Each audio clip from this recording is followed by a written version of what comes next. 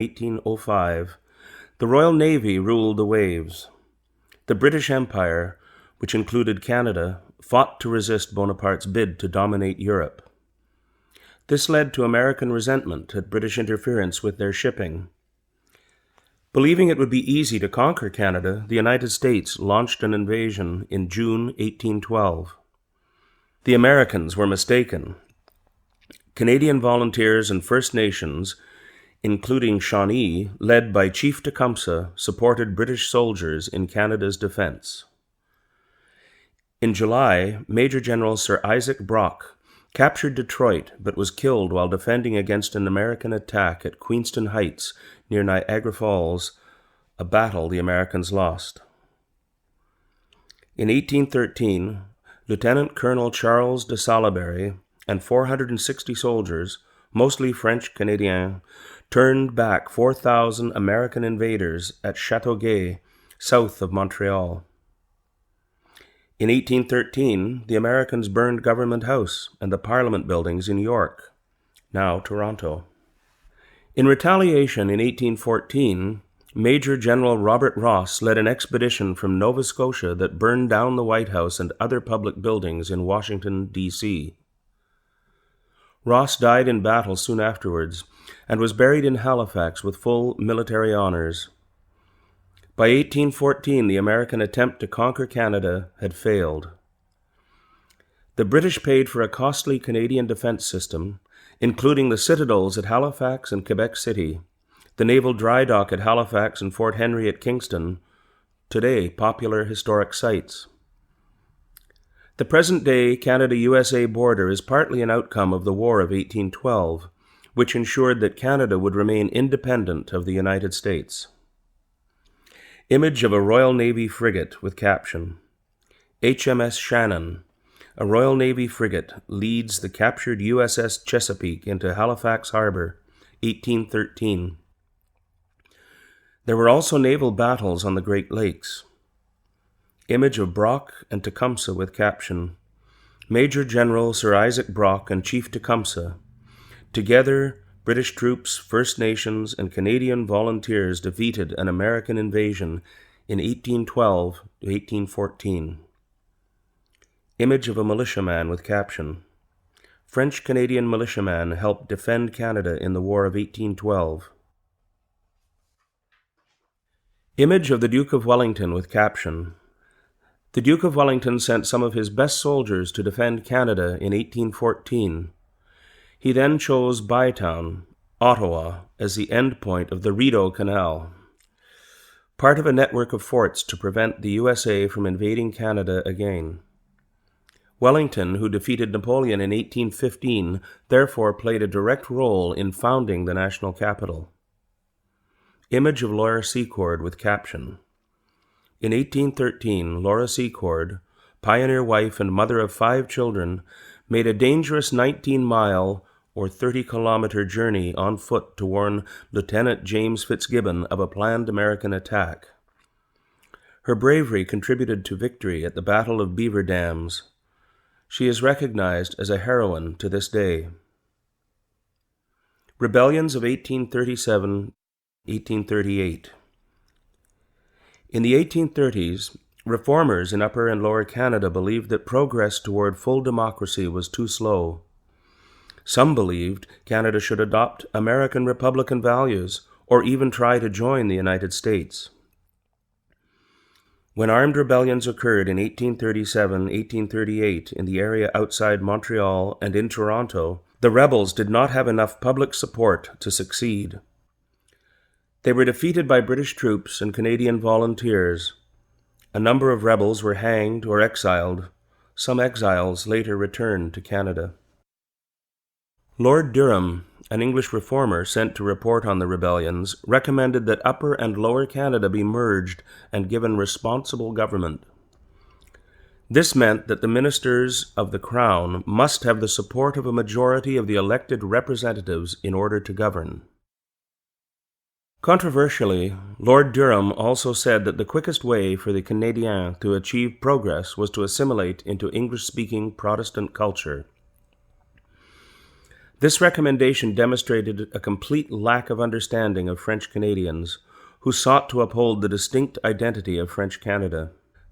Some reformers, including Sir Etienne Paschal Taché and Sir Georges Etienne Cartier, later became fathers of Confederation, as did a former member of the voluntary government militia in Upper Canada, Sir John A. Macdonald. Responsible government. In 1840, Upper and Lower Canada were united as the province of Canada. Reformers such as Sir Louis Hippolyte Lafontaine and Robert Baldwin, in parallel with Joseph Howe in Nova Scotia, worked with British governors toward responsible government. The first British North American colony to attain full responsible government was Nova Scotia in 1847 to 1848. In 1848 and 1849, the Governor of United Canada, Lord Elgin, with encouragement from London, introduced responsible government. This is the system that we have today. If the government loses a confidence vote in the Assembly, it must resign. Lafontaine, a champion of democracy and French language rights, became the first leader of a responsible government in the Canadas. Image of Sir Louis Hippolyte Lafontaine with caption, Sir Louis Hippolyte Lafontaine, a champion of French language rights, became the first head of a responsible government, similar to a prime minister in Canada in 1849. Confederation. From 1864 to 1867, representatives of Nova Scotia, New Brunswick, and the province of Canada, with British support, worked together to establish a new country.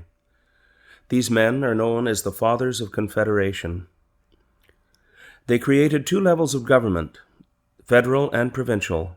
The old province of Canada was split into two new provinces, Ontario and Quebec, which together with New Brunswick and Nova Scotia formed the new country called the Dominion of Canada.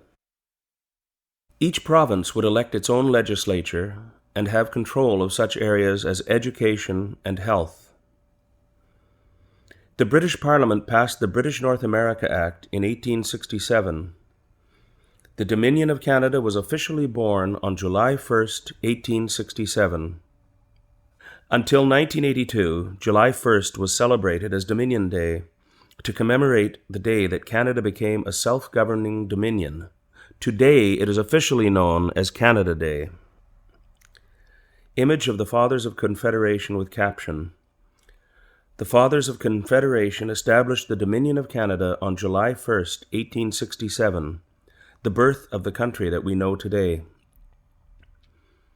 Image of Dominion of Canada $1 bill with caption, Dominion of Canada $1 bill, 1923, showing King George V, who assigned Canada's national colors, white and red, in 1921, the colors of our national flag today. Dominion from sea to sea. Sir Leonard Tilley, an elected official and father of Confederation from New Brunswick, suggested the term Dominion of Canada in 1864. He was inspired by Psalm 72 in the Bible, which refers to dominion from sea to sea and from the river to the ends of the earth.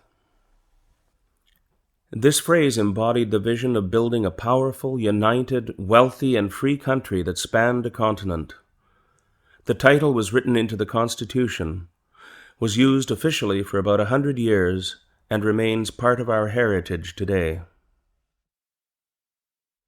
Expansion of the Dominion. The following list identifies when the provinces and territories became part of Canada. 1867, Ontario, Quebec, Nova Scotia, and New Brunswick. 1870, Manitoba and the Northwest Territories.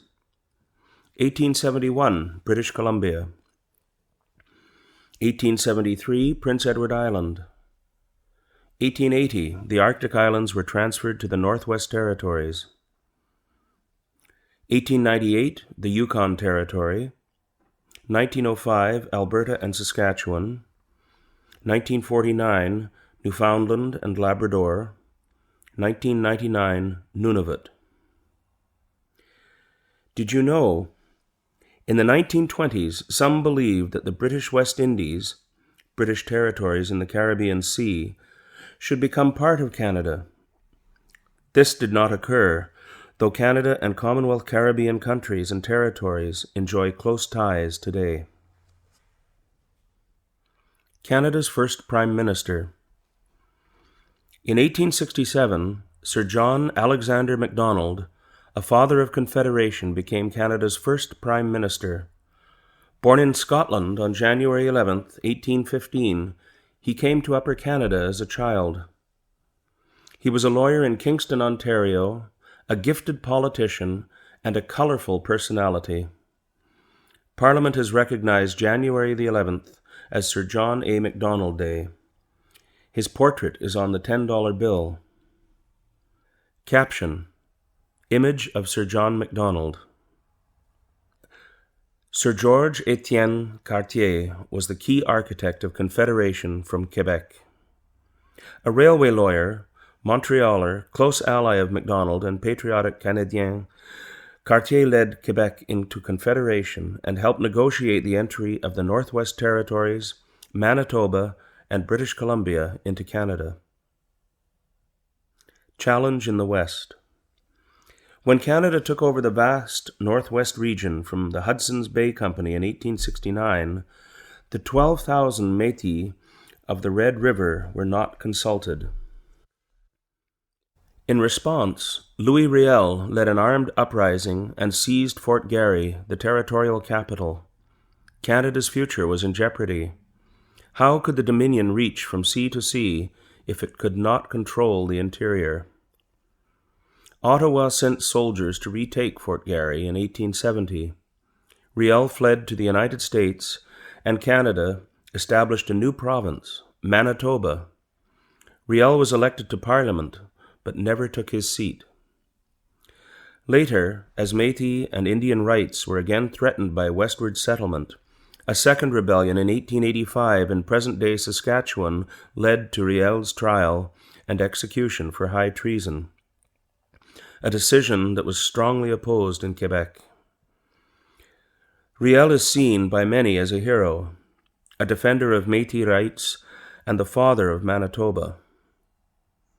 After the first Métis uprising, Prime Minister Macdonald established the Northwest Mounted Police in 1873 to pacify the West and assist in negotiations with the Indians. The Northwest Mounted Police founded Fort Calgary, Fort Macleod, and other centers that today are cities and towns. Regina became its headquarters. Today, the Royal Canadian Mounted Police, RCMP, or the Mounties, are the national police force and one of Canada's best-known symbols. Some of Canada's most colorful heroes, such as Major General Sir Sam Steele, came from the ranks of the Mounties. Image of Fort Garry in 1863 with caption: The flag of the Hudson's Bay Company flew over Western Canada for 200 years before Confederation. Image of Sir Sam Steele as a great frontier hero, mounted policeman, and soldier of the Queen. Image of Gabriel Dumont as part of the Métis resistance. Gabriel Dumont was the Métis' greatest military leader. A railway from sea to sea.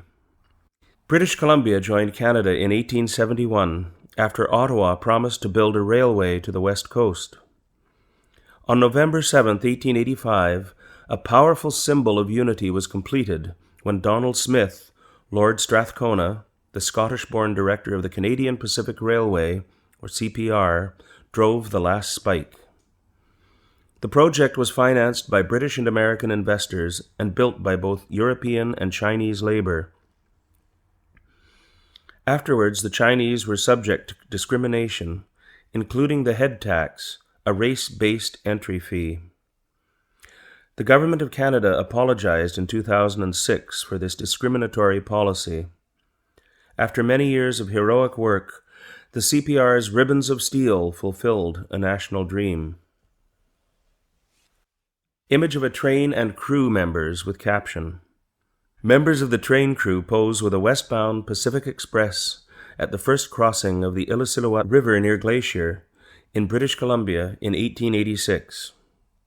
Image of a Chinese workers' camp on the CPR, Kamloops, in British Columbia in 1886. Moving westward, Canada's economy grew and became more industrialized during the economic boom of the 1890s and early 1900s. 1 million British and 1 million Americans immigrated to Canada at this time. Sir Wilfrid Laurier became the first French-Canadian Prime Minister since Confederation and encouraged immigration to the West. His portrait is on the $5 bill. The railway made it possible for immigrants, including 170,000 Ukrainians, 115,000 Poles, and tens of thousands from Germany, France, Norway, and Sweden to settle in the West before 1914 and develop a thriving agricultural sector. The First World War. Most Canadians were proud to be part of the British Empire. Over 7,000 volunteered to fight in the South African War from 1899 to 1902, popularly known as the Boer War, and over 260 died. In 1900, Canadians took part in the battles of Paardeberg, Horse Mountain, and Lillefontaine, victories that strengthened national pride in Canada. When Germany attacked Belgium and France in 1914 and Britain declared war, Ottawa formed the Canadian Expeditionary Force, later the Canadian Corps. More than 600,000 Canadians served in the war, most of them volunteers, out of a total population of 8 million. On the battlefield, the Canadians proved to be tough, innovative soldiers. Canada shared in the tragedy and triumph of the Western Front. The Canadian Corps captured Vimy Ridge in April 1917 with 10,000 killed or wounded, securing the Canadians' reputation for valor as the shock troops of the British Empire. One Canadian officer said, "It was Canada from the Atlantic to the Pacific on parade. In those few minutes, I witnessed the birth of a nation." April 9th is celebrated as Vimy Day. Regrettably, from 1914 to 1920, Ottawa interned over 8,000 former Austro-Hungarian subjects, mainly Ukrainian men, as enemy aliens in 24 labor camps across Canada, even though Britain advised against the policy. In 1918, under the command of General Sir Arthur Currie, Canada's greatest soldier, the Canadian Corps advanced alongside the French and British Empire troops in the last 100 days. These included the victorious Battle of Amiens on August 8, 1918, which the Germans called the Black Day of the German Army, followed by Arras, Canal du Nord, Cambrai, and Mons. With Germany and Austria's surrender, the war ended in the armistice on November 11, 1918.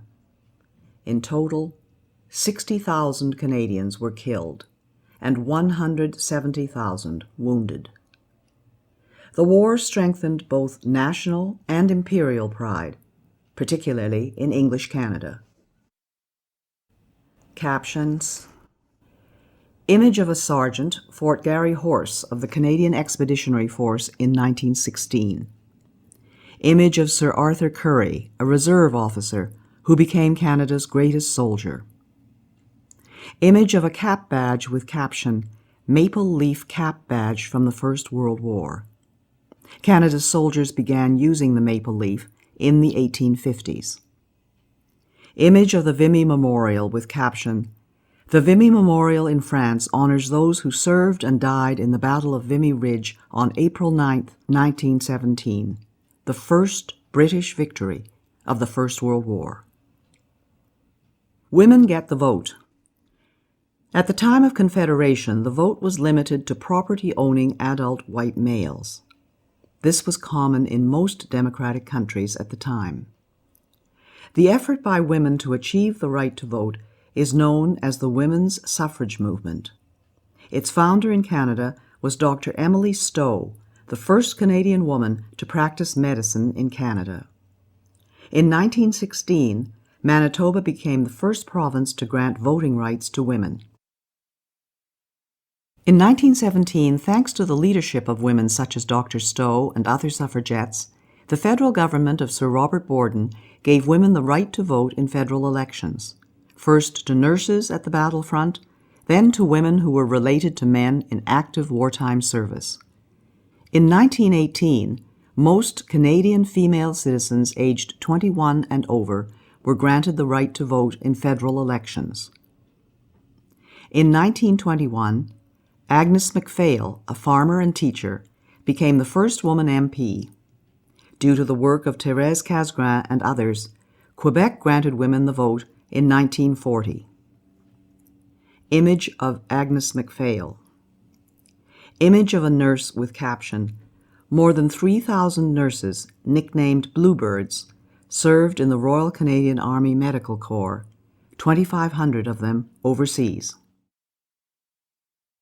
Canadians remember the sacrifices of our veterans and brave fallen in all wars up to the present day in which Canadians took part, each year on November 11th, Remembrance Day.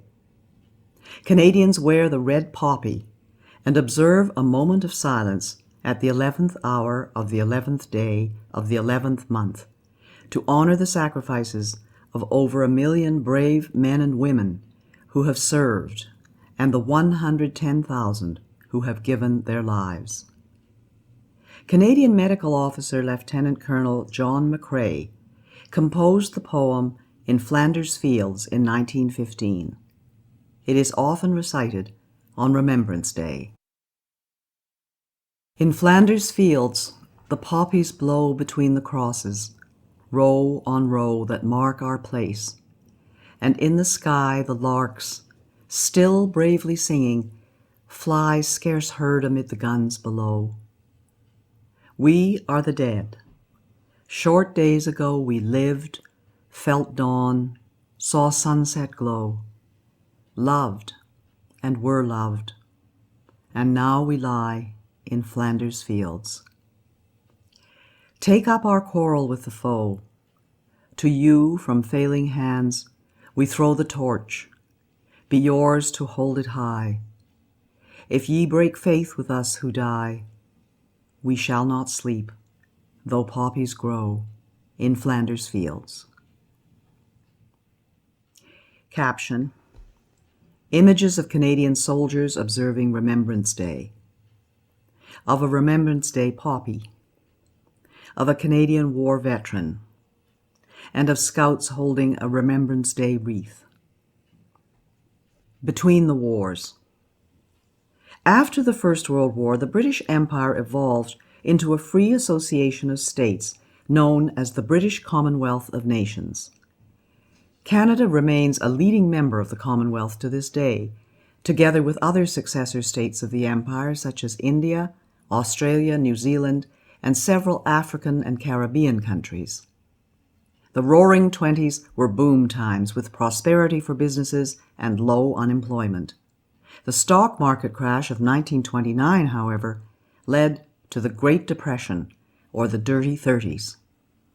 Unemployment reached 27% in 1933, and many businesses were wiped out. Farmers in Western Canada were hit hardest by low grain prices and a terrible drought. There was growing demand for the government to create a social safety net with minimum wages, a standard work week, and programs such as unemployment insurance. The Bank of Canada, a central bank to manage the money supply and bring stability to the financial system, was created in 1934. Immigration dropped, and many refugees were turned away, including Jews trying to flee Nazi Germany in 1939. Caption: Image of Phil Edwards with caption: Phil Edwards was a Canadian track and field champion. Born in British Guyana, he won bronze medals for Canada in the 1928, 1932, and 1936 Olympics, then graduated from McGill University Medical School. He served as a captain in the Canadian Army during the Second World War, and as a Montreal doctor, became an expert in tropical diseases. The D-Day invasion, June 6, 1944. In order to defeat Nazism and fascism, the Allies invaded Nazi-occupied Europe. Canadians took part in the liberation of Italy in 1943 to 1944. In the epic invasion of Normandy in northern France on June 6, 1944, known as D-Day, 15,000 Canadian troops stormed and captured Juno Beach from the German army, a great national achievement. Approximately 1 in 10 Allied soldiers on D-Day was Canadian. The Canadian Army liberated the Netherlands in 1944 to 1945 and helped force the German surrender of May 8, 1945, bringing to an end 6 years of war in Europe. Caption. Image of painting by Orville Fisher with caption, "In the Second World War, the Canadians captured Juno Beach as part of the Allied invasion of Normandy on D-Day, June 6, 1944. The Second World War. The Second World War began in 1939 when Adolf Hitler, the National Socialist Nazi dictator of Germany, invaded Poland and conquered much of Europe. Canada joined with its democratic allies in the fight to defeat tyranny by force of arms. More than 1 million Canadians and Newfoundlanders, at that time Newfoundland was a separate British entity, served in the Second World War, out of a population of 11.5 million. This was a high proportion, and of these, 44,000 were killed. The Canadians fought bravely and suffered losses in the unsuccessful defense of Hong Kong in 1941 from attack by Imperial Japan, and in a failed raid on Nazi-controlled Dieppe on the coast of France in 1942. The Royal Canadian Air Force took part in the Battle of Britain and provided a high proportion of Commonwealth aircrew in bombers and fighter planes over Europe. Moreover, Canada contributed more to the Allied air effort than any other Commonwealth country, with over 130,000 Allied aircrew trained in Canada under the British Commonwealth Air Training Plan. The Royal Canadian Navy saw its finest hour in the Battle of the Atlantic, protecting convoys of merchant ships against German submarines. Canada's merchant navy helped to feed, clothe, and resupply Britain. At the end of the Second World War, Canada had the third largest navy in the world. In the Pacific War, Japan invaded the Aleutian Islands, attacked a lighthouse on Vancouver Island, launched fire balloons over BC and the prairies, and grossly maltreated Canadian prisoners of war captured at Hong Kong. Japan surrendered on August 14, 1945, the end of 4 years of war in the Pacific. Regrettably, the state of war and public opinion in BC led to the forcible relocation of Canadians of Japanese origin by the federal government and the sale of their property without compensation. This occurred even though the military and the Royal Canadian Mounted Police told Ottawa that they posed little danger to Canada. The Government of Canada apologized in 1988 for wartime wrongs and compensated the victims. Modern Canada. Trade and economic growth. Post-war Canada enjoyed record prosperity and material progress. The world's restrictive trading policies in the Depression era were opened up by such treaties as the General Agreement on Tariffs and Trade, now the World Trade Organization. The discovery of oil in Alberta in 1947 began Canada's modern energy industry. In 1951, for the first time, a majority of Canadians were able to afford adequate food, shelter, and clothing. Between 1945 and 1970, as Canada drew closer to the United States and other trading partners, the country enjoyed one of the strongest economies among industrialized nations. Today, Canadians enjoy one of the world's highest standards of living, maintained by the hard work of Canadians and by trade with other nations, in particular the United States. As prosperity grew, so did the ability to support social assistance programs. The Canada Health Act ensures common elements and a basic standard of coverage. Unemployment insurance, now called employment insurance, was introduced by the federal government in 1940. Old age security was devised as early as 1927, and the Canada and Quebec pension plans in 1965. Publicly funded education is provided by the provinces and territories. Captions. Image of a medical researcher. Image of Toronto with caption, Toronto's business district is also Canada's financial capital. International engagement. Like Australia, New Zealand, and other countries, Canada developed its autonomy gradually with a capacity to make significant contributions internationally. The Cold War began when several liberated countries of Eastern Europe became part of a communist bloc controlled by the Soviet Union under the dictator Joseph Stalin. Canada joined with other democratic countries of the West to form the North Atlantic Treaty Organization, or NATO, a military alliance, and with the United States in the North American Aerospace Defense Command, or NORAD. Canada joined international organizations such as the United Nations, or UN. It participated in the UN operation defending South Korea in the Korean War in 1950 to 1953, with 500 dead and 1,000 wounded. Canada has taken part in numerous UN peacekeeping missions in places as varied as Egypt, Cyprus, and Haiti, as well as in other international security operations such as those in the former Yugoslavia and Afghanistan. Canada and Quebec. French-Canadian society and culture flourished in the post-war years. Quebec experienced an era of rapid change in the 1960s, known as the Quiet Revolution. Many Quebecers sought to separate from Canada. In 1963, Parliament established the Royal Commission on Bilingualism and Biculturalism. This led to the Official Languages Act of 1969, which guarantees French and English services in the federal government across Canada. In 1970, Canada helped found La Francophonie, an international association of French-speaking countries. The movement for Quebec sovereignty gained strength, but was defeated in a referendum in the province in 1980. After much negotiation, in 1982, the Constitution was amended without the agreement of Quebec. Though sovereignty was again defeated in a second referendum in 1995, the autonomy of Quebec within Canada remains a lively topic, part of the dynamic that continues to shape our country.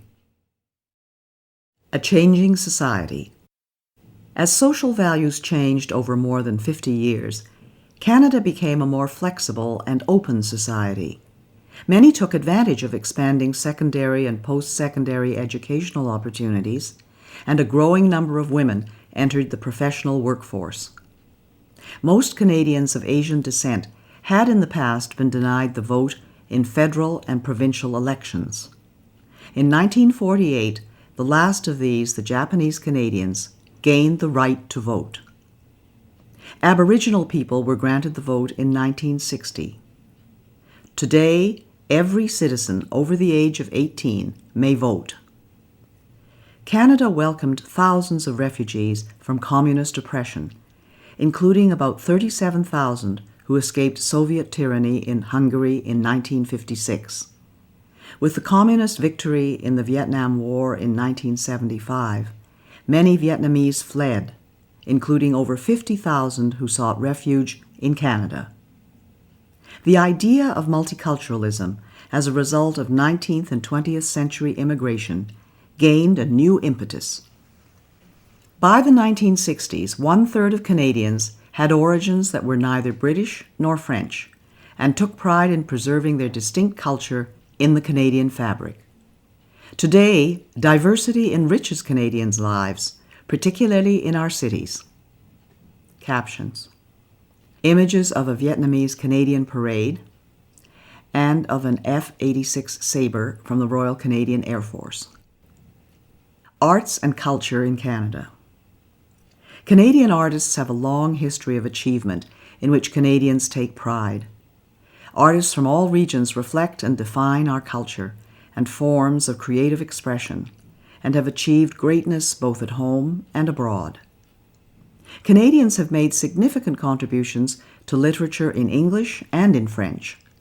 Novelists, poets, historians, educators, and musicians have had a significant cultural impact. Men and women of letters included Stephen Leacock, Louis Aymon, Sir Charles G.D. Roberts, Pauline Johnson, Émile Nelligan, Robertson Davies, Margaret Lawrence, and Mordecai Richler. Musicians such as Sir Ernest Macmillan and Healy Willan won renown in Canada and abroad. Writers such as Joy Kagawa, Michael Ondaatje, and Rohinton Mistry have diversified Canada's literary experience. In the visual arts, Canada is historically perhaps best known for the Group of Seven, founded in 1920, who developed a style of painting to capture the rugged wilderness landscapes. Emily Carr painted the forests and aboriginal artifacts of the West Coast. Les Automatistes of Quebec were pioneers of modern abstract art in the 1950s, most notably Jean-Paul Riopelle. Quebec's Louis-Philippe Hébert was a celebrated sculptor of historical figures. Kainayuk Achivak pioneered modern Inuit art with etchings, prints, and soapstone sculptures. Canada has a long and respected performing arts history, with a network of regional theatres and world-renowned performing arts companies. The films of Denis Arcand have been popular in Quebec and across the country and have won international awards. Other noteworthy Canadian filmmakers include Norman Jewison and Atta Magoyan. Canadian television has had a popular following. Captions: images of Cirque du Soleil and of Tom Thomson's painting The Jack Pine. Sports have flourished as all provinces and territories have produced amateur and professional star athletes and Olympic medal winners. Basketball was invented by Canadian James Naismith in 1891. Many major league sports boast Canadian talent, and in the national sport of ice hockey, Canadian teams have dominated the world. In 1996, at the Olympic Summer Games, Donovan Bailey became a world record sprinter and double Olympic gold medalist. Chantal Petitclerc became a world champion wheelchair racer and Paralympic gold medalist. One of the greatest hockey players of all time, Wayne Gretzky, played for the Edmonton Oilers from 1979 to 1988. In 1980, Terry Fox, a British Columbian who lost his right leg to cancer at the age of 18, began a cross-country run, the Marathon of Hope, to raise money for cancer research. He became a hero to Canadians.